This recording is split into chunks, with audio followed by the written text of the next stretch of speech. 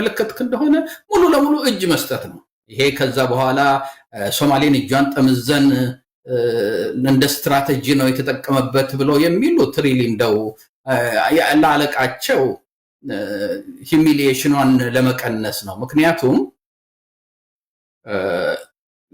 ማነች ሶማሊያ ድሮም ቢሆን ለኢትዮጵያ ወደብ የመስጠት ፍላጎት አላት። የኮሜርሻል ወደብ ሊስ አድርጋ በቢሊየን የሚቆጠር ብር ከማነው እንትና ጅቡቲ እንደምታገኘው ሶማሊያም ቁጭ ብላ መሰብሰብ ትፈልጋለች።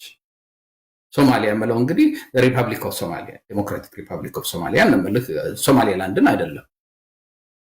እሱ የፈለገው የሚሊተሪ ፖርት ነው።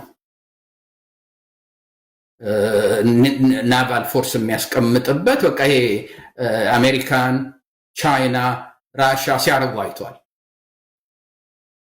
ምኞቱና እውቀቱ ምኞቱና ኃይሉ የትና የት እንዳሉ ማወቅ የማይችል መሪ ነው ያለንና ሪሊ በጣም ኢትዮጵያ በዲፕሎማቲክ ደረጃ የተዋረደችበት ነበረ በመሰረታዊ ደረጃ ሲፈረም።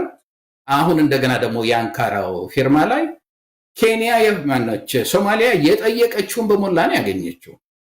ወይ በሌላ መንገድ ፖርት የምናገኝበትን በህጋዊ መንገድ በዲፕሎማቲክ መንገድ መሬት መቀያየርም ሊሆን ይችላል፣ ላንድ ስዋፒንግ የሚሉት ከአሁን በፊት ሌላ ሀገር ተሰርቷል።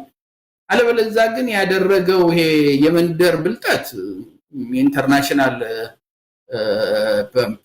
ፎረም ላይ እሱንም ማዋረደው ኢትዮጵያንም ማዋረደ። ከዛ በኋላ የካድሬው በጭንቅላቱ ቆሞ የሚጨፍረው ነው ምንም ወይት ልንሰጠው የምንችል ነገር አይመስለኝም።